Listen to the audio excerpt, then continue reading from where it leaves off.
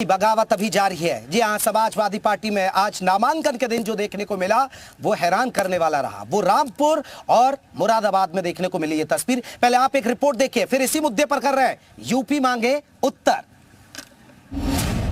मुरादाबाद में महाभारत,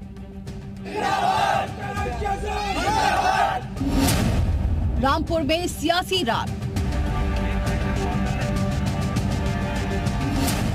सपा में नाम पर संग्राम।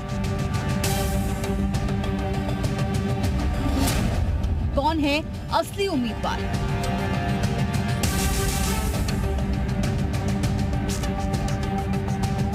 लोकसभा चुनाव के पहले चरण में नामांकन का आखिरी दिन और समाजवादी पार्टी के अंदर आखिरी वक्त तक उम्मीदवारी को लेकर उठापटक। कंफ्यूजन इतना कि मुरादाबाद और रामपुर सीट से दो उम्मीदवारों ने पर्चा दाखिल कर दिया।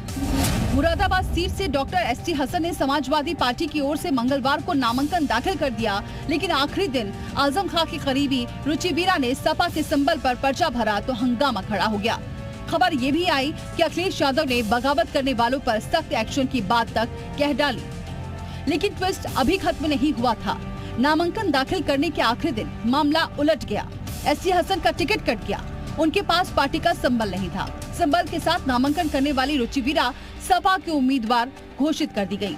एसटी हसन जी के द्वारा पहले नामांकन किया गया था और फॉर्म ए भी जमा किया गया था, लेकिन आज रुचि वीरा जी के द्वारा नामांकन किया गया। उसमें उन्होंने फॉर्म ए भी जमा किया है, जिसमें एसटी हसन के जो पहले फॉर्म ए भी जमा किया था तो निरस्त करते हुए हमारे पास फॉर्म ए भी आया हुआ है। सारे जनपद वासियों से, सभी क्षेत्रवासियों से, लोकसभा क्षेत्र के लोगों से सहयोग की, आशीर्वाद की, दुआओं की कामना करती हूँ। क्या कर रहे हो? कहना है सब लोग मुझे अपना सहयोग दें, अपना कीमती वोट दें, अपना आशीर्वाद दें। एक तरफ मुरादाबाद तो दूसरी ओर रामपुर लोकसभा सीट भी अखिलेश के गले की फांस बन गया। आजम खां की बात को दरकिनार कर अखिलेश यादव ने मौलाना मोहिबुल्लाह नदवी को उम्मीदवार बनाया। चार्टर्ड प्लेन से उनके लिए पार्टी का सिंबल भेजा गया।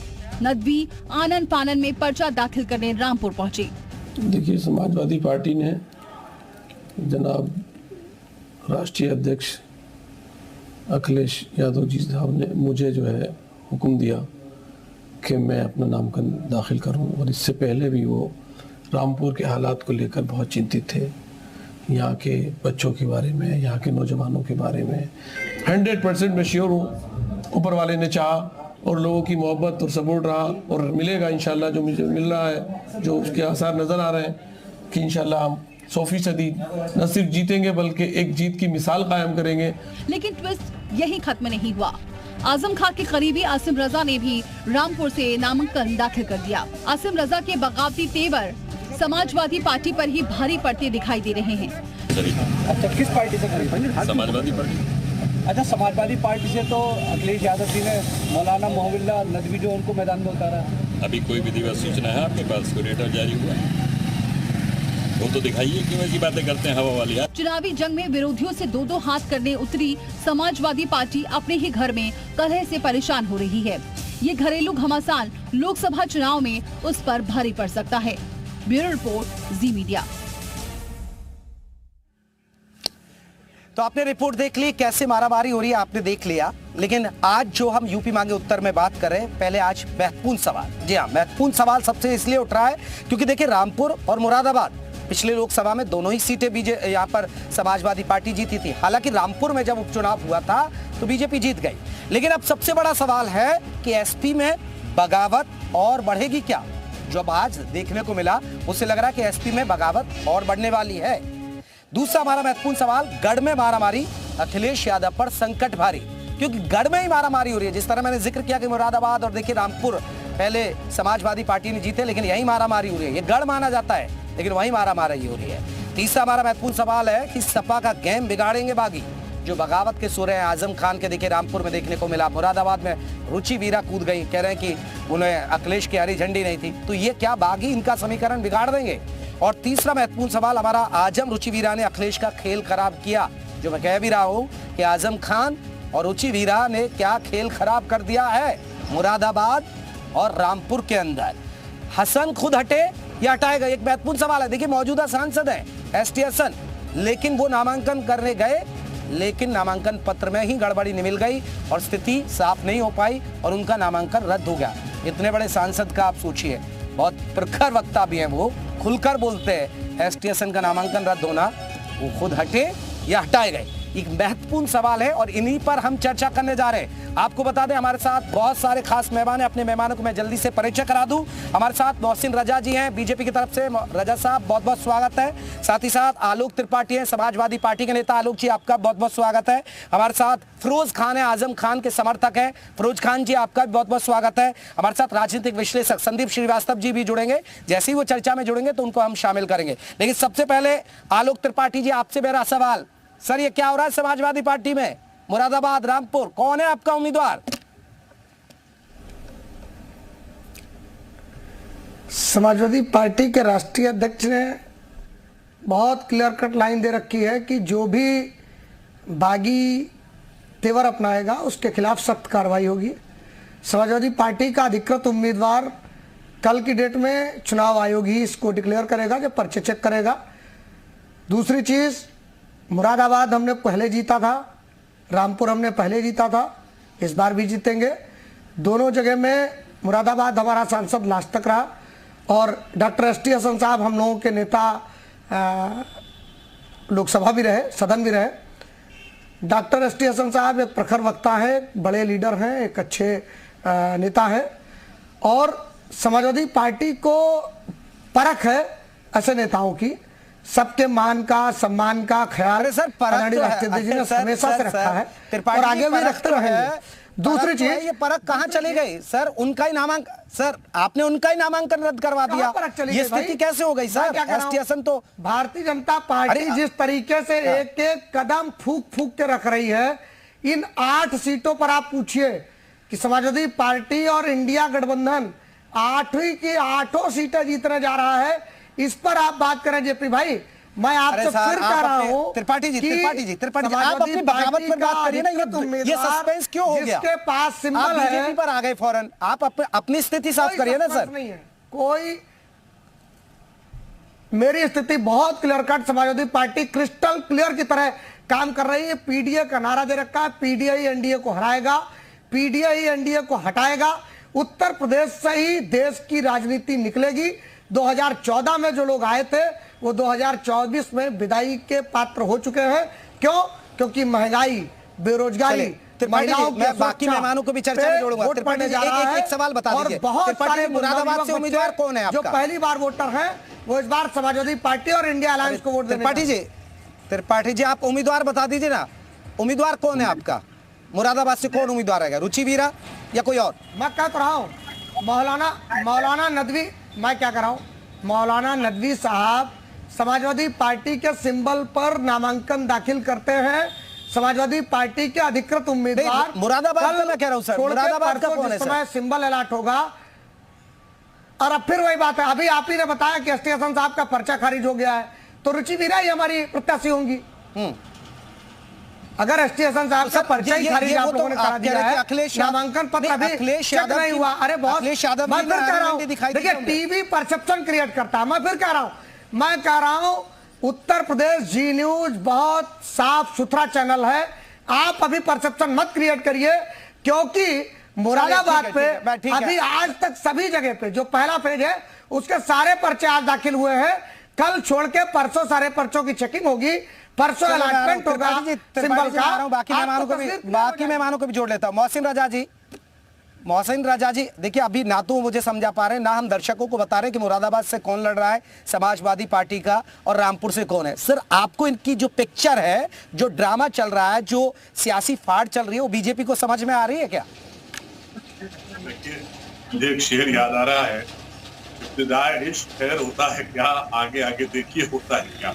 अभी ये सब जो गठबंधन है ये पूरी तरीके से बिखर चुका है, तार हो चुका है। एक नहीं 4-4 प्रत्याशी एक गठबंधन के तैयार हैं चुनाव लड़ने के लिए।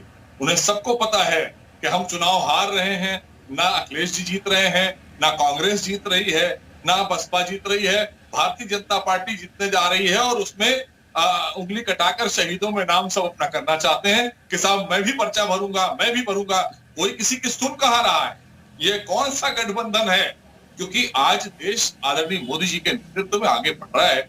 सब लोगों को यकीन है कि अगर हमें कामयाब होना है, देश को आगे बढ़ाना है, तो आदरणीय मोदी जी के हाथों को तीसरी बार भी मजबूत करना है। क्योंकि 10 वर्षों के परिणाम को देश की जनता ने बखूबी देखा है। गांव गरीब संपन्न हुआ है, नौजवान के हाथ में रोजगार आया है, देश सशक्त हुआ है।